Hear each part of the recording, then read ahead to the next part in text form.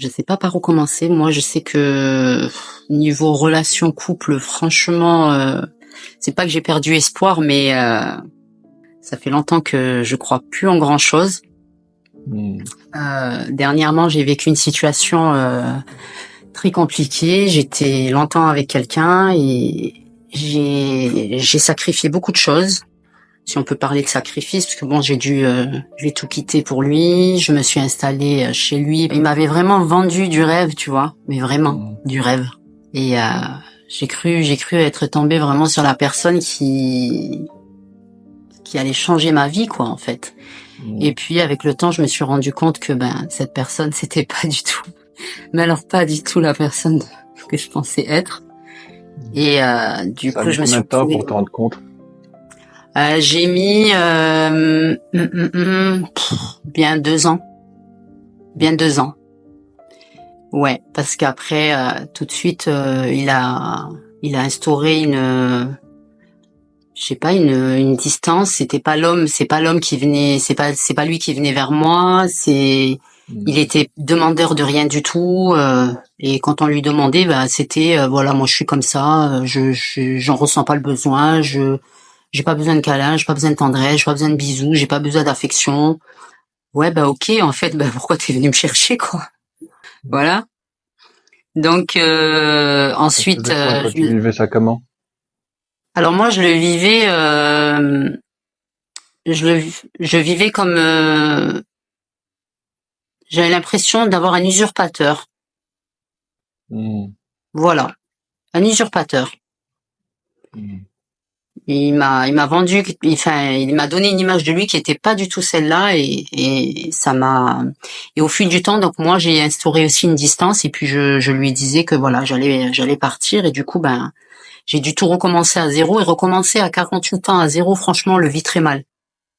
De se dire qu'il faut tout recommencer, ouais, on le vit très mal. Donc, rechercher un appartement, bon, j'ai mon travail, je travaille, je suis indépendante, j'ai un super job, j'aime mon job, et puis un jour j'ai eu un déclic. J'ai eu vraiment le déclic en me disant, bon maintenant, stop, tu mérites pas ça. Je me suis regardée dans le miroir, je me suis dit non, tu mérites pas ça. Maintenant, tu vas arrêter tout ça et tu vas te relever, tu vas y arriver. Hmm. Ah, Et t'as fait preuve de courage. ouais, ouais. Et sans rien lui dire, hein, vraiment sans menace, sans quoi que ce soit. Je me suis dit je vais partir par la grande porte et j'ai cherché un appartement sans rien dire. Et une fois que j'ai trouvé, je suis arrivée avec les clés, je lui ai posé les clés sur la table, je lui ai dit voilà, j'ai mon appartement, je m'en vais. Il a réagi comment? Il était sous le choc, Hmm. sous le choc.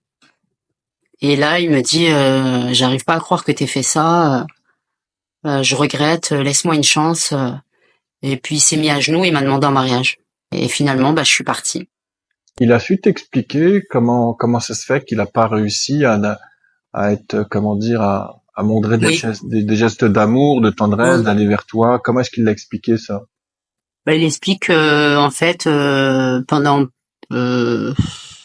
plus de 10 ans, il était seul et il a pris l'habitude d'être seul et qu'il arrive pas à avoir des gestes gentils ou tendres ou des mots, même ne serait-ce que des mots, ne serait-ce que des mots, juste ma chérie, tu me manques ou rien de tout ça.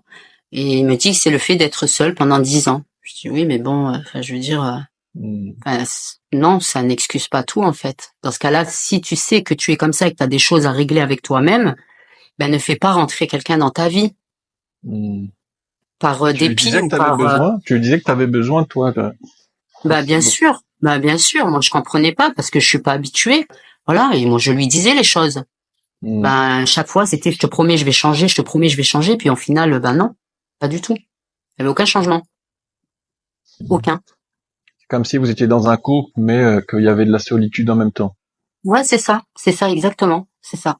C'est totalement ça. Voilà.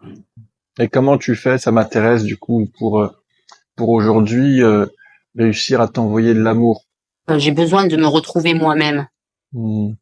Voilà, d'essayer de comprendre ce qui s'est passé, qu'est-ce que j'ai peut-être mal fait aussi, hein, attention, hein. Ouais, je me remets en question, tu vois, je suis avec moi-même, je suis seule, je suis seule le soir, je suis seule la journée à la maison quand je travaille pas, mais je suis bien, en fait. Je ressens un bien-être, je suis bien. Voilà. Je suis bien. J'ai pas ce besoin de me dire, ah, il faut que je rencontre quelqu'un parce que je suis seule, parce que je suis pas bien, ça va. Non, non, non, pas du tout. J'ai pas de sentiment d'abandon ou quoi que ce soit. Pas du tout. Parce qu'il y aurait un risque pour toi de se mettre avec quelqu'un aujourd'hui? Pas un risque, mais, j'ai envie, hein, de refaire ma vie. Attention, hein, j'ai pas envie de finir seule. Parce que je pense pas mériter, je pense que personne ne mérite d'être seul. Tout comme tu mérites de recevoir de l'amour. Voilà, de partager, C'est comment quand j'ai je te dis envie, ça que tu mérites de recevoir de l'amour? Hum. C'est comment quand je te dis ça? Bah oui, bien sûr, je mérite de recevoir de l'amour parce que j'en ai tellement donné que Mm. et j'en ai tellement peu reçu. Mm. Après, je peux prendre la chose dans l'autre sens en me disant, ouais, ben, putain, on m'a jamais rien donné, je n'ai fait que donner dans ma vie, j'ai pas eu de retour, c'est pas juste, c'est pas normal. Je peux le prendre dans ce sens-là. Mais ça servirait à quoi? Mm. À creuser le trou encore plus profond? Non. Donc j'essaye de voir le verre un peu, enfin, à moitié plein en me disant que je devais être là à ce moment-là et voilà. Et que t'as été toi-même, c'est ça que j'entends aussi. Exactement. Mm. Ah, alors ça, oui. Moi, t'as pas de regrets, t'as fait tout ce que tu pouvais, tu vois. Exactement. J'ai aucun regret et c'est peut-être pour ça que j'ai pas ce manque parce que j'ai vraiment cette sensation d'être partie forte Mm. et d'être sortie par la grande porte et pas par la sortie de secours. Mm. Et ça fait combien de temps qu'elle a arrêté la relation maintenant? Là, c'est tout récent.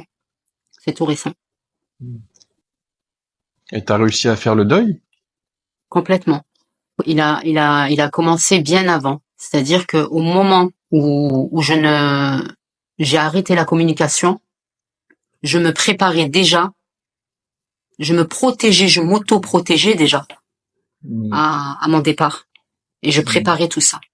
Mm. Donc vraiment intérieurement et dans ma tête. Mm. Donc je me suis fortifiée, on va dire. Je me donnais la force. C'est comme si j'étais dans une station essence et que je mettais le plein, quoi, pour y aller Mm. et pour ne plus m'arrêter. Je voulais savoir, après t'es pas obligé de répondre, hein, mais parce que Mmh. tu disais que t'as grandi quand même dans une famille où ce que j'ai cru comprendre, c'est qu'il y avait de l'amour qui circulait. Oui, oui, Euh, oui, une famille aimante. Franchement, enfin, on est une famille très unie. On est 7 frères et sœurs. Euh, et pourtant, j'ai pas eu un papa très présent parce que nous, notre papa nous a abandonnés. On était très jeunes. Donc ma mère se retrouvait seule avec ses enfants. Est-ce que tu penses qu'il y aurait un lien entre le fait que ton père était absent et ce besoin de ressentir l'amour ou la présence des hommes avec qui tu es? Ah oui, je pense, je pense.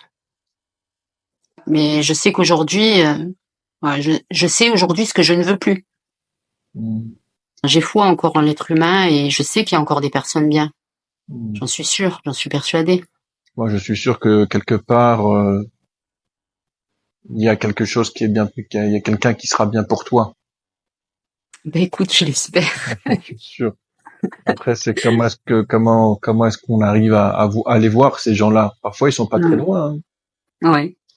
Et aujourd'hui, malheureusement, on est dans une société où tout passe par les sites de rencontres, tout passe par le virtuel, tout passe par Internet, tout passe par Hein. et c'est sûr que moi, j'aimerais sortir dans la rue et le croiser dans la rue, tu vois, et qu'il me jette un petit bout de papier avec un numéro de téléphone, Mm. ou le croiser au rayon pâtes Barilla. Mm. Voilà. Bon, avant toi, là, je discutais avec une dame qui Ouais, disait, j'ai vu. Ouais. comme il faut s'aimer soi-même avant de pouvoir aimer l'autre. On dit, bah, c'est totalement vrai, bien sûr, bien sûr. si tu t'aimes pas tel que tu es, avec tes valises, avec tes erreurs, avec tes poids, avec tout ça, mais si tu peux pas avancer, c'est pas possible. Tu vas, je sais que je vais partir d'échec en échec, Mm. tu vois. Et toi, tu pourrais dire que tu as réussi à t'aimer toi-même aujourd'hui? Alors Quoi? moi je suis totalement en phase avec moi-même. Euh, je vais être sincère avec toi. Hein. Il y a des matins où je me lève, je me regarde, je me dis non mais c'est pas possible, je me déteste. Il y a des Mm. matins où je me lève, je vais me kiffer comme pas possible, Mm. tu vois. Et je te dis pas que c'est tous les jours facile, hein, que ça fonctionne tous les jours, je te mentirais. Mais 80%, la majeure partie, ça fonctionne. On pourrait dire que t'es une warrior, hein. Quand je t'entends, j'entends ça, j'entends l'énergie de la battante, de la vaillante. Alors, Une femme vaillante alors, et battante. alors la battante, elle vient du fait que euh, j'ai eu, euh, j'ai eu 2 AVC. Euh, 2 AVC et ensuite suite à ces AVC, comme j'étais très jeune, j'avais que 34 ans, 35 ans quand je les ai fait. J'en ai 48 aujourd'hui. Euh, et il s'est avéré que ils se sont dit bah c'est pas normal qu'à son âge elle fasse des AVC quoi. Et du coup c'est là qu'on m'a décelé, qu'on m'a annoncé que j'avais une maladie, donc une maladie auto-immune. Mm. Et suite à ça, donc j'ai ma valve mitrale du cœur qui s'est nécrosée et il a fallu opérer d'urgence, donc opération à cœur ouvert. Mm. Donc valve mécanique au cœur. Et tu te dis ben en fait il y a pire dans la vie quoi. Il y a pire. Mm. Il y a pire dans la vie. Bravo, hein. Et comment tu fais le lien entre ce que tu as vécu et le fait d'être battante? Et ben en fait ce que j'ai vécu c'est que mon corps a parlé. À un moment donné mon corps a parlé. Mm. Faut arrêter de se mentir, on torture notre corps, on torture notre esprit. Mm. On torture notre mental tout au long de notre vie, en fait. Mm. Et j'ai tellement emmagasiné que à un moment donné, parce que comme les médecins me disaient, vous l'aviez déjà la maladie, mais la maladie dormait, elle Mm. dormait. Et leur première question qui m'a interpellée, c'était mais est-ce que vous avez eu un choc dans votre vie? Est-ce que vous avez quelque chose qui vous a Mm. et du coup, oui, ça ramène à plein de choses. Mm. Ah, vous répondez pas spécialement au médecin, mais vous dans votre tête, vous vous dites ouais, bingo, c'est ouais, effectivement. Et ben au bout d'un moment, forcément, enfin, c'est comme une ampoule. Le fusible il pète. Mm. C'est Voilà. impressionnant, hein. Ça veut dire que tu as vécu 2 maladies, 2 AVC, Mm. que tu as une relation de couple compliquée, que ton père n'était pas présent quand tu étais petite. Mm. Moi, ça m'impressionne, hein. Je suis admiratif. Merci beaucoup. En me disant, bah tiens, cette femme, elle est là, elle discute avec moi, elle échange. Un joli parcours de vie quand même, hein. J'ai réussi à faire 2 enfants quand même, et c'est toute ma fierté. 2 enfants. Enfin, j'ai une fille qui a fait de grandes études. Elle a 25 ans. Elle habite sur Aix-en-Provence. Elle a son travail. Mon fils qui aujourd'hui lui vit en Arabie Saoudite, qui est très bien. Mm. Voilà, il y a des choses dans ma vie que j'ai pleinement réussi et dont je suis fière. Mm. Et dont je suis fière, et ça en fait partie. Mm. Dans 10 ans, tu te verrais comment, avec quelle vie? Alors là, je te dirais déjà, la chose la plus importante que j'ai faite, c'est de faire une place à la maladie. Parce que la maladie, il faut savoir une chose, c'est que si on lui fait pas de place, elle te rongera tôt ou tard. Mm. On sait que la maladie, c'est un colocataire indésirable qui paye pas son loyer, mais ce colocataire, il faut lui laisser sa place. Et à partir du moment où on lui laisse sa place, ben, ça fait dodo, ça dort, c'est terminé, on n'en parle plus. Donc Il moi, faut pour pas ma part, résister là, avec, c'est ça que tu dis, faut pas résister. Faut accepter. exactement. Faut pas résister. Faut accepter qu'il est là et lui dire bon bah t'es là, mais en fait tu vas pas me faire chier pendant ma journée quoi. Mm. Voilà. Et moi j'ai ma maladie qui dort depuis des années. aujourd'hui. Elle dort depuis des années. J'ai des traitements. C'est vrai que j'ai des traitements que je prends tous les jours. Des traitements auto-immunes, immunosuppresseurs, tout ça. Oui. Mais je vis très bien. Je fais du sport. Ma vie continue. Donc déjà, ça, c'est une première chose. Et au long terme, j'essaie pas de me projeter au long terme. Plutôt au jour le jour. Aller à la semaine. Non, je rigole. Non, c'est pas ça. C'est que je me dis pas. Je sais pas comment te dire ça en fait. Je vis chaque jour pleinement et je laisse venir. Voilà. Mais maintenant, de te dire, ouais, dans 10 ans, je me vois comme ça, c'est impossible. La semaine prochaine, je me vois comme ça, c'est impossible. Parce que je sais d'expérience que tout peut se stopper net. Mais j'ai espoir que de belles choses peuvent m'arriver.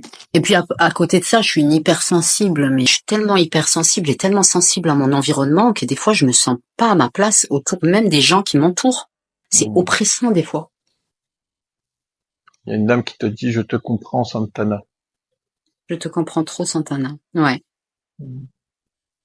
D'accord. Ça fait quoi de lire son message ? Je te comprends trop, Santana.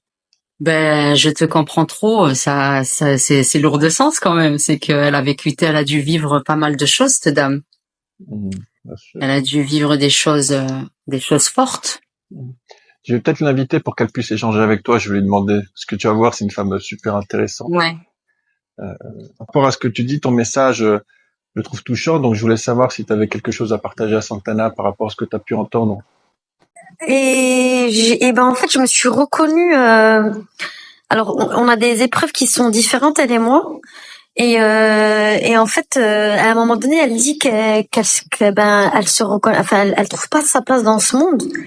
Que quand elle se retrouve avec certains types de personnes ou dans un environnement donné, elle se reconnaît pas. En fait, le bruit l'oppresse. Ça, en fait, j'ai dit mais elle a raison. C'est vrai. C'est tellement dur de mettre les mots dessus. Elle a raison. Je la reconnais. Je sais de quoi elle parle. Je me reconnais à travers elle. Tu m'as beaucoup touchée. Ah, franchement, tes propos me résonnent beaucoup. Je dirais même plus. On est cette hypersensibilité nous pousse à être des éponges, à faire avec notre monde alors qu'il ne nous convient pas. Et ça, c'est très difficile. Et je te le dis avec Oui, moi aussi. les larmes qui coulent. C'est très difficile, vraiment. Ouais. Je te le dis je suis très émue. C'est vraiment parce qu'en fait, il y a un volcan en nous. C'est volcanique. Cet environnement qui nous entoure nous oppresse tellement. On arrive à sentir la fausseté des gens, on arrive à sentir le mal qui règne, qui peuvent incarner aussi. On arrive à sentir tout ça. Et du coup, on se sent pas à notre place. C'est-à-dire qu'il y a parfois il y a de la colère qui peut ressortir. Oui. Comment t'es avec la colère ? Je la garde pour moi. Je suis de ceux qui pleurent en cachette. Et toi, t'es comment avec ta colère ? Alors, je suis souvent confrontée à elle et c'est drôle. Enfin, je pourrais même dire que c'est pas drôle, mais ça me surprend pas. On me voit jamais, je la cache beaucoup et puis tous les jours, ouais, je montre jamais que je pleure parce que je pleure de colère, hein. Mais je suis souvent isolée et je montre jamais. Pour moi, c'est pas une faiblesse, mais si je montre un tant soit peu de la vulnérabilité, en fait, je le sais. Je sais que ça va être utilisé, alors qu'en fait, c'est naturel de pleurer ou d'être en colère. Il y a pas de, c'est pas interdit, quoi. On a le droit, on est être humain, on est imparfait, mais en ce moment, je suis dans une transition avec la colère. Par contre, je suis en train d'essayer de la comprendre et d'en faire mon allié. C'est drôle que que vous me posiez cette question, Lahsen, parce que du coup, j'en parlais avec ma mère il y a 2 jours. Et je lui disais, purée, maman et tout, tu vois, je m'énerve facilement sur des choses qui me touchent profondément et je le montre pas aux autres. Mais par contre, je me suis rendu compte que je pouvais utiliser cette colère, que c'était moi qui pouvais en fait comment dire, l'éduquer un peu, l'utiliser quand il le fallait. Par exemple, elle m'est beaucoup utile quand je fais du sport, quand je cours beaucoup. Et du coup, quand je vois que je suis pas dans une good vibe ou que mon mental il commence à lâcher, je me parle, allez, tu lâches pas, allez. Enfin, c'est une bonne colère pour moi. Donc j'essaie de transformer cette colère-là en pas quelque chose de. J'essaie de la maîtriser entre guillemets parce que sinon, je me connais. Elle a utilisé le mot volcan. Ouais. Comment dire, quand j'accompagne les gens par rapport à la colère, j'aime bien de dire une phrase. Voilà, je vais vous la dire et vous me dites si ça vous parle. C'est, je dis pas aux gens, apprends à maîtriser ta colère ou à la gérer, mais je leur dis plutôt, apprends à t'appuyer sur ta colère pour faire. Magnifique. Ouais, là, ça me parle. Ouais, magnifique. Oui, je valide. Ouais, complètement. S'appuyer. Le mot, il a dit s'appuyer, en fait. C'est ça. L'utiliser à bon escient, quoi. Ouais. Faire avec, ça est là, c'est qu'il y a quelque chose à faire avec en plus. Moi, je pourrais imaginer qu'il y a quelque chose à faire avec la colère que vous ressentez. C'est ce que je disais tout à l'heure, en fait. C'est le fait de pas s'écouter. De laisser cette colère monter et envahir le corps. C'est ce qui fait que justement, au bout d'un moment, il arrive ce qui m'est arrivé.